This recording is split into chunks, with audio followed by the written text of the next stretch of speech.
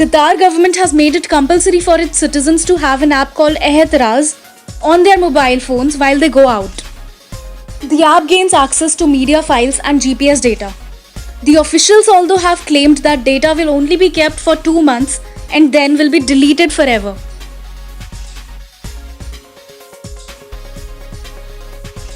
Cyclone was formed in Bay of Bengal, equivalent to a Category 3 hurricane. It reached sustained winds of 170 km per hour and maximum gusts of 190 kph. NDRF chief says that he urges housing schemes to incorporate designs that are made keeping natural disasters in mind.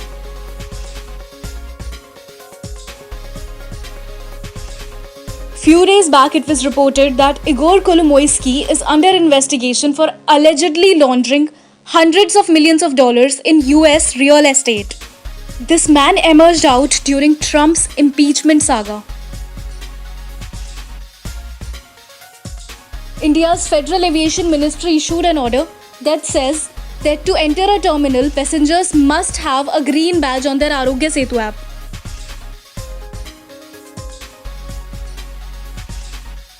This is Oklahoma's state monument, the Golden Driller. It represents an oil worker built by an oil company in the 50s, which now is a 75 feet tall idol representing Elon Musk. This change has made some locals angry.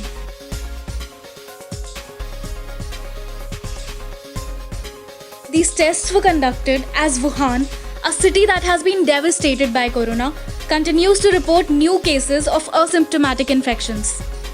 Wuhan city of China is also considered as the source of corona outbreak.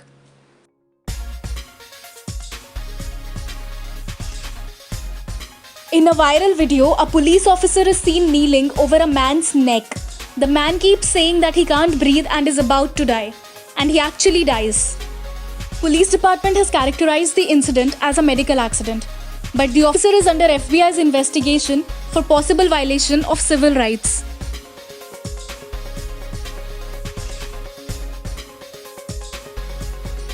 Crayola, formerly Biney & Smith, is a handicraft company in New York which is best known for its crayons. Also, Hallmark is the parent company of Crayola. The pack of World Skin Tones crayons is to be launched on UN World Day for Cultural Diversity for Dialogue and Development.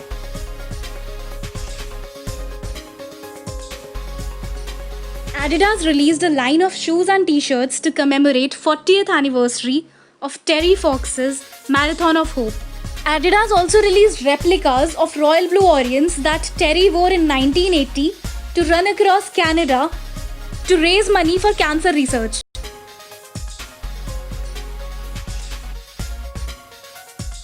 Cambridge University has recently shared some photographs of Antarctica. The typically crisp white landscapes have turned green due to algae growth. University believes that this could create a source of nutrition for other life species.